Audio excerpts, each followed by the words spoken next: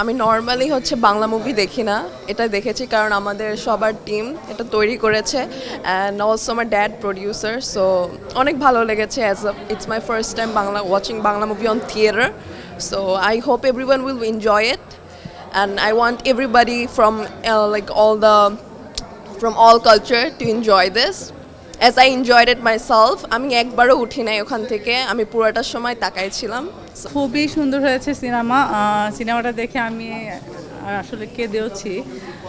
তো তাই বলবো যে হৃদয় বিদারক, গানগুলো অ্যামেজিং, আর পুরো ঘটনাটার মধ্যে একটার পর একটা কি হবে এটা আসলে বোঝা যায় না, পুরোটা না দেখলে বোঝা যাবে না। ময়ূরাক্ষী খুবই ভালো ছিল, খুবই ভালো ছিল। আমরা সারাদিন মুভিটা দেখে যতক্ষণ মুভি দেখছি, দেখার পরে লাস্ট সিনটা আর হচ্ছে আমাদের সুমিত সেনগুপ্ত খুবই ভালো করছে, ওর ক্যারেক্টারটা খুবই ভালো হয়েছে।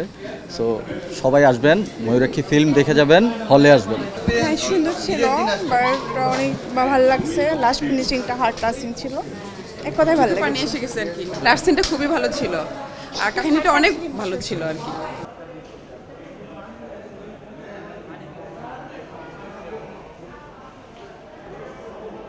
অসাধারণ ছিল, অসাধারণ একটি প্রেম এবং বেইমানের গল্প, দুটো মিলেই একটা ডিফারেন্ট একটা মানে স্টোরি।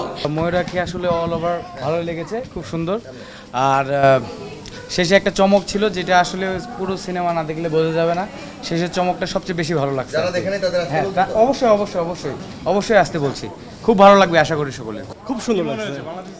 হ্যাঁ হ্যাঁ, অনেক সুন্দর, সাউন্ড সিস্টেম খুব সুন্দর হয়েছে।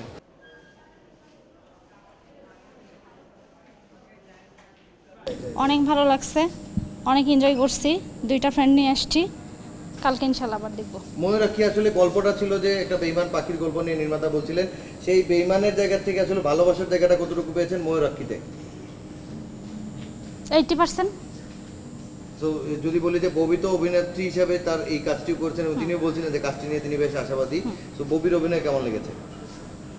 আমাকে অ্যাকচুয়ালি ওনার অভিনয়টা আগে থেকে অনেক ভালো লাগছে, আজকে তো আরও ভালো লাগছে।